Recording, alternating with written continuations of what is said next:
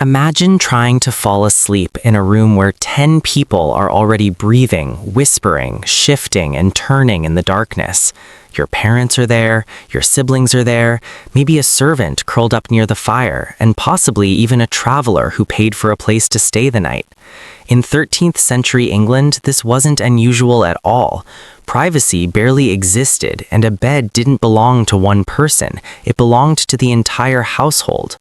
To really understand how people lived in England during the 1200s, you have to let go of modern expectations about personal space.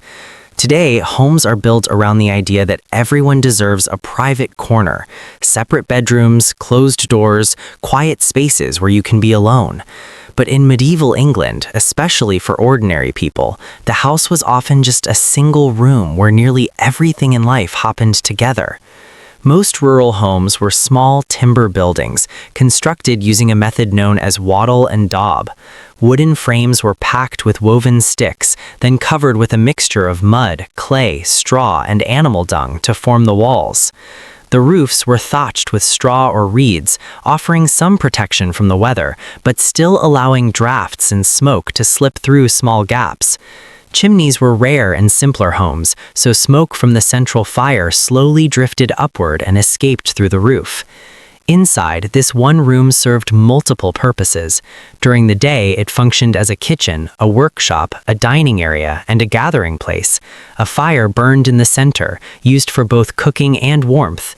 Pots hung over the flames, and simple stools or benches surrounded the hearth. Tools, baskets, and spinning wheels might be scattered around depending on the day's work. But when night arrived and the fire began to fade, that same room transformed into a sleeping space for everyone. Beds, at least the kind we imagine today, were rare for most people. Instead, families used simple straw-filled mattresses called piasses.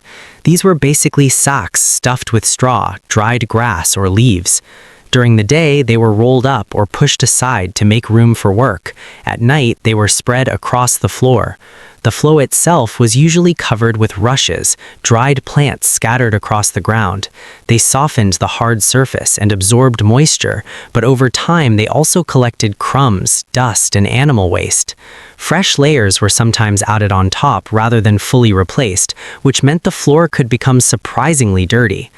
Sleeping arrangements were extremely crowded by modern standards. Parents and children often shared the same mattress or slept side by side.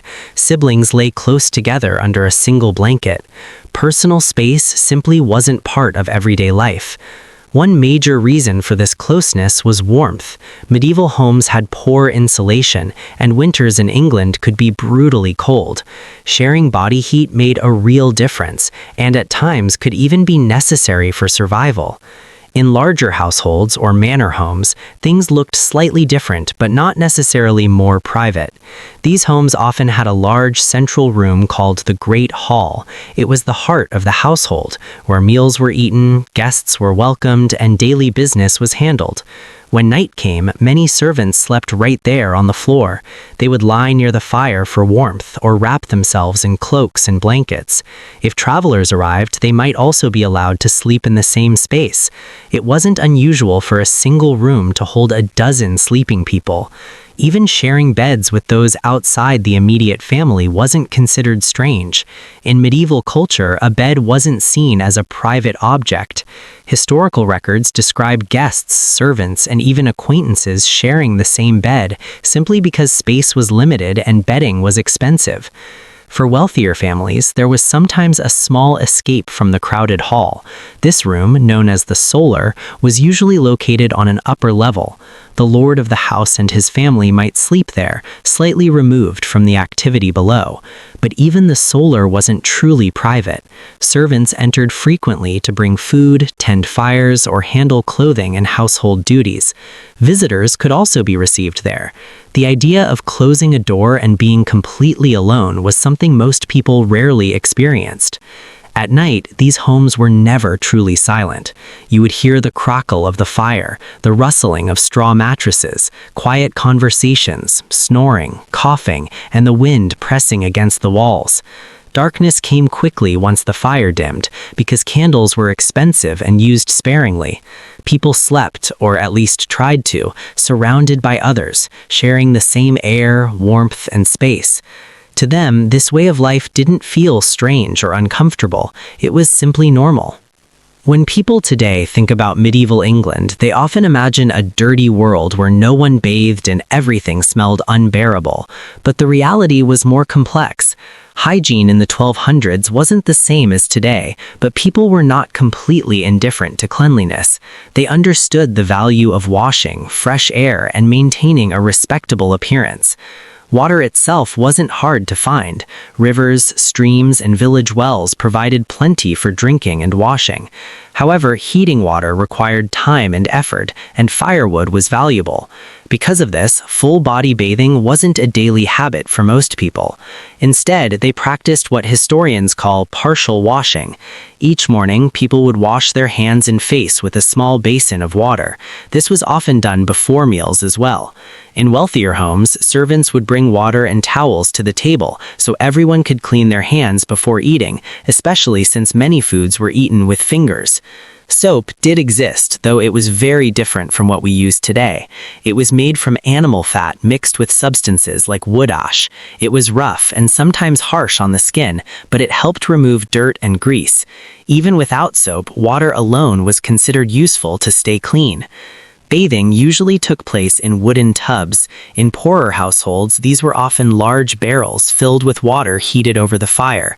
Since heating water took effort, multiple people would use the same bath water one after another. While this might seem unpleasant now, it was a practical solution at the time. Public bathhouses also existed in some towns, offering a place to wash more thoroughly, though their popularity declined later due to concerns about disease and morality. Clothing also played a key role in hygiene. People changed their linen undergarments more often than their outer clothing. These garments absorbed sweat and oils, helping keep the body cleaner. Washing clothes was hard work. They were scrubbed in water, beaten against stones, and then left outside to dry. Sunlight and fresh air helped remove odors. Hair care was another important routine. People often combed their hair daily to remove dirt and lice. Fine-toothed combs made of bone or wood were common. Lice were a constant issue, but regular grooming helped control them. Inside the home, maintaining cleanliness was an ongoing challenge. Floors covered with rushes could become dirty quickly, especially with food scraps and debris. Sometimes new rushes were mixed with herbs like lavender or mint to improve the smell indoors. Animals, such as dogs or chickens, often wandered inside, bringing mud with them. Smoke from the fire coated walls and ceilings with soot. Dirt and dust were inevitable, yet people still made efforts to keep their spaces as clean as possible. One of the biggest hygiene challenges involved human waste. In rural homes, there were usually no dedicated toilets. People often used chamber pots at night, which were emptied outside in the morning. During the day, many simply went outdoors. In castles and larger buildings, there were primitive toilets called garderobes, where waste dropped through a shaft into a pit below. While far from modern standards, they were an attempt to manage sanitation. Despite these conditions, people cared about their appearance. Clean hands, tidy clothing, and groomed hair were signs of respectability. In a world where everyone lived so closely together, basic hygiene wasn't just about comfort, it was about maintaining dignity within the community. Privacy in medieval England depended heavily on social class, but even the wealthiest lived far more publicly than we do today. The idea that each person should have their own room or private time simply didn't exist. Life was shared. Meals were shared, work was shared, and even sleep was shared. For most villagers, the home remained a single multi-purpose room.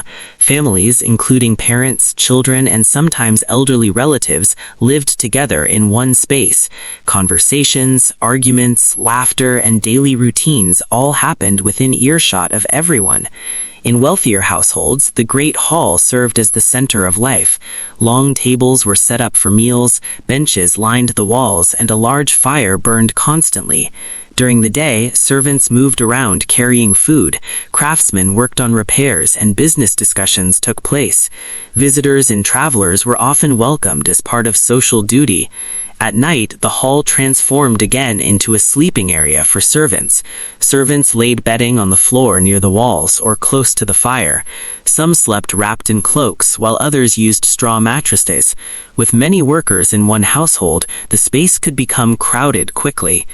Even though the lord and his family held higher status, they still lived within this shared system. The solar offered some separation, but not true privacy. It was quieter and more comfortable, often with better bedding and thicker blankets. It could also be used for sewing, reading, or storing valuables. Still, servants entered regularly, and the space remained part of a larger, active household. Another key difference between medieval and modern life was how people viewed the body and daily routines.